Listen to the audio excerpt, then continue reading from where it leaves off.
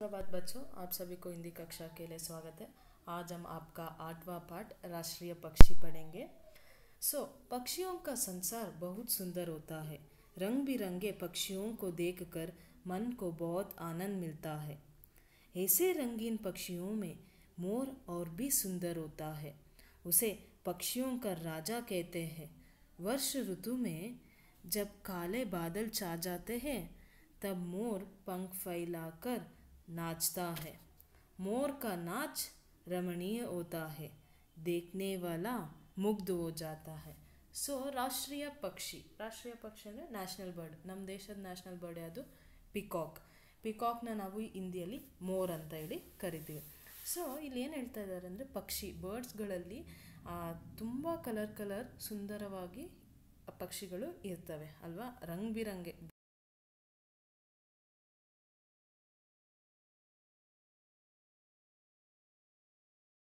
ಅಂಥದ್ರಲ್ಲೇ ಒಂದು ಸುಂದರವಾದ ಪಕ್ಷಿ ಅಂದರೆ ನಮ್ಮ ರಾಷ್ಟ್ರೀಯ ಪಕ್ಷಿ ಮೋರ್ ಅಲ್ವಾ.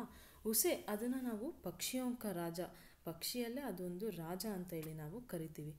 ವರ್ಷ ಋತು ಬಂದಾಗ ಅದು ಕಾಲೆ ಬಾದಲ್ ಮೇಲೆ ಕಪ್ಪು ಮೋಡಗಳೆಲ್ಲ ಮೂಡಿದಾಗ ಅದು ಮನಸ್ಸು ಬಿಚ್ಚಿ ತನ್ನ ಪಂಖಗಳನ್ನೆಲ್ಲ ಬಿಚ್ಚಿಬಿಟ್ಟು ಎಷ್ಟು ಚೆಂದ ಕುಣಿಯುತ್ತೆ. ಅದನ್ನು ನೋಡೋಕ್ಕೆ ನಮಗೊಂದು ಆನಂದ ಸಿಗುತ್ತೆ. ಅದನ್ನು ನೋಡ್ತಾ ನಾವು ಎಲ್ಲ ಮರ್ತೇ ಹೋಗ್ತೀವಿ.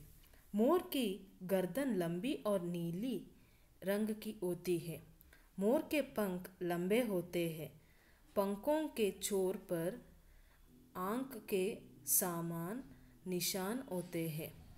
उसके सिर पर कलगी होती है, वह किरीट के समान होती है। जब मोर बादलों को देखता है तब खुशी से अपनी गर्दन उठाकर आवाज़ देता है।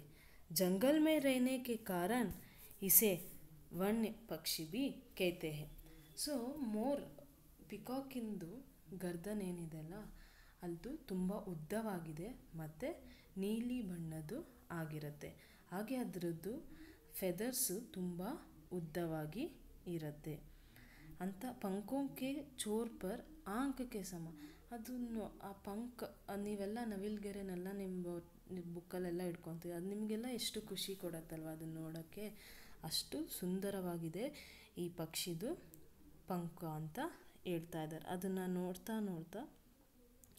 ನಾವು ತುಂಬ ನಮಗೆ ಖುಷಿಯಾಗುತ್ತೆ. ಅದು ಜಂಗಲಲ್ಲಿರೋ ಕಾರಣಕ್ಕೆ ಅದಕ್ಕೆ ವನ್ಯ ಪಕ್ಷಿ ಅಂತ ಕೂಡ ಕರೀತಾರೆ.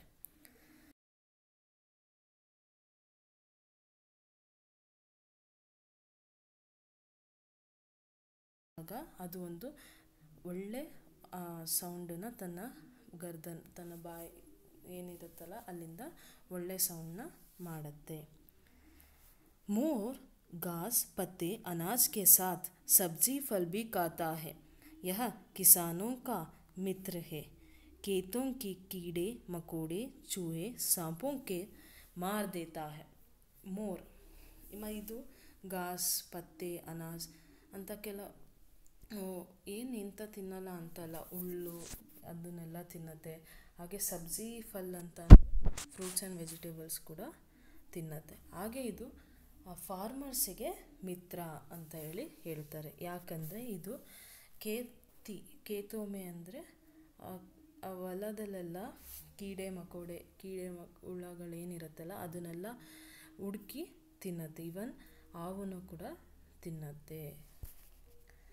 दुनिया के कई देशों में मोर पाए जाते हैं. भारत और श्रीलंका में नीले रंग के मोर पाए जाते हैं. जापान में सफ़ेद रंग के मोर पाए जाते हैं. ಏನು ಹೇಳ್ತಾ ಇದ್ದಾರೆ ಅಂದರೆ ಇಡೀ ದೇಶದಲ್ಲಿ ನಮ್ಮ ಭಾರತ ಹಾಗೆ ಶ್ರೀಲಂಕಾದಲ್ಲಿ ನೀಲೆ ಅಂದರೆ ಬ್ಲೂ ಕಲರ್ ಮೋರು ನಾವು ನೋಡ್ತೀವಿ. ಆದರೆ ಜಪಾನಲ್ಲಿ ನಾವು ವೈಟ್ ಕಲರ್ मोरना ನಾವು ನೋಡ್ತೀವಿ.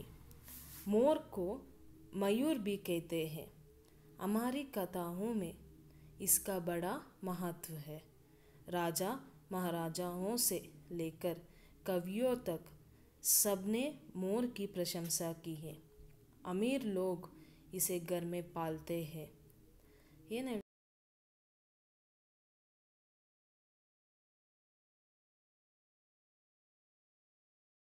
ಒಂದು ಮಹತ್ವದನ್ನು ಕೂಡ ಕೊಟ್ಟಿದ್ದೀವಿ. ರಾಜ ಮಹಾರಾಜ ಅವರು ಅದನ್ನು ಇಟ್ಕೊಂಡು ಲೇಖರ್ ಕವಿಯೋ ತಕ್ ಸಬ್ನೆ ಮೋರ್ ಎಲ್ಲರೂ ರಾಜ ಮಹಾರಾಜದಿಂದ ಹಿಡಿದ್ಬಿಟ್ಟು ಕವಿತೆ ಬರೀತಾರಲ್ಲ ಅವರು ಕೂಡ ಅದಕ್ಕೆ ಪ್ರಶಂಸೆಯನ್ನು ಕೊಟ್ಟಿದ್ದಾರೆ. ಹಾಗೆ ರಿಚ್ ಪೀಪಲ್ಗಳು ಕೂಡ ಅದನ್ನು ಪಾಲನೆ ಮಾಡ್ತಾರೆ.